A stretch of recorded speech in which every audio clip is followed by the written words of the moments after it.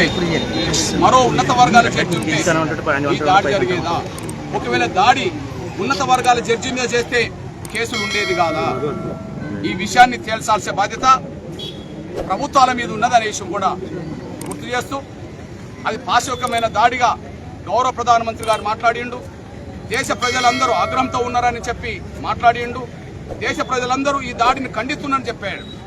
దేశ ప్రధానమంత్రి గారు పాశవిక దాడి అన్న తర్వాత కూడా దేశ ప్రధానమంత్రి గారు దేశంలో ఉన్నప్పటి ప్రజలందరూ ఆగ్రహంతో ఉన్నారనే విషయం చెప్పిన తర్వాత కూడా, అందరూ ఖండించదగ్గ విషయం అని చెప్పిన తర్వాత కూడా, ఒక దళితుడు ఉన్నత న్యాయమూర్తి అనబడుతున్న గవాయి మీద జరిగిన దాడిని ఇంతవరకు అది దాడిగా చూసి ఒక కేసు నమోదు చేయకపోవడం, సుమోటో కేసు నమోదు చేయకపోవడం, ఆ దాడిని చేసిన వ్యక్తిని అరెస్ట్ చేయకపోవడం, ఆ దాడి చేసిన వ్యక్తి వెనక ఏ శక్తులు ఉన్నాయో అవి గుర్తించే విధంగా ఒక న్యాయ విచారణకు సిద్ధపోవడం చూస్తుంటే, ఈ దేశంలో ఒక ఉన్నత న్యాయమూర్తి మీద జరిగిన దాడికే పరిష్కారం దొరకకపోతే ఇక మాకు రక్షణ ఎక్కడ ఉంటుంది, ఈ దేశంలో గౌరవం ఎక్కడ ఉంటుందో ఒకసారి అర్థం చేసుకోవాల్సింది విజ్ఞప్తి చేస్తూ, ఇప్పటికైనా ఆలస్యమైంది ఏం లేదు.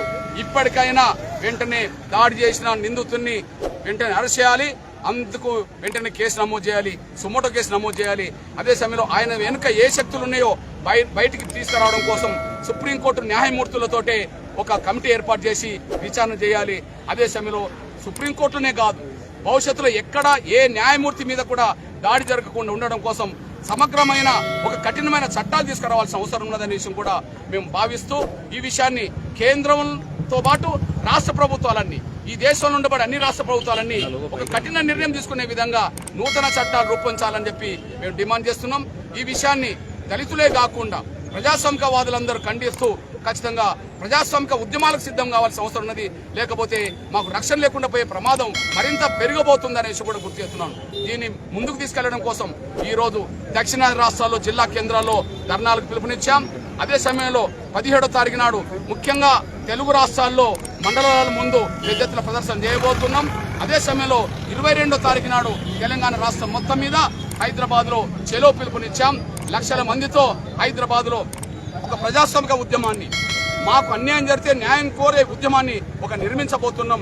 అదే సమయంలో 23వ తారీఖు నాడు చెలో అమరావతి ఉంటుంది, 22 చెలో హైదరాబాద్ ఉంటుంది, 24 చెలో చెన్నై ఉంటుంది, 25 చెలో బెంగళూరు ఉంటుంది. అట్లా దేశంలో ఉండబడే అన్ని రాష్ట్రాలకు ఈ ఉద్యమాన్ని విస్తరించి మా గౌరవాన్ని కాపాడుకోవడానికి, మా అస్తిత్వాన్ని నిలబెట్టుకోవడానికి ఒక ప్రజాస్వామ్య ఉద్యమానికి సిద్ధపడతామనే విషయం కూడా గవాయి గారు ఒంటరివాడు కాదని, ఆయన వెనుక కోట్లాది మంది దేశంలో దళితులే కాకుండా సామాజిక న్యాయాన్ని కోరే ప్రజాస్వామిక శక్తులు కూడా ఉన్నారనే విషయాన్ని కూడా మర్చిపోవద్దని చెప్పి, ఆయన ఒంటరివాడని దాడి చేస్తే ఖచ్చితంగా రాజ్యాంగ పరిధిలోనే పోరాటం చేసి దాడి చేసిన వాళ్లను శిక్షించే విధంగా మా పోరాటాన్ని దేశవ్యాప్తంగా విస్తరిస్తామనే విషయం కూడా గుర్తు చేస్తున్నాం.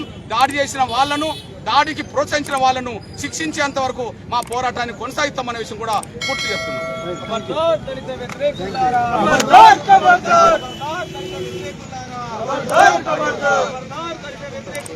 खबरदार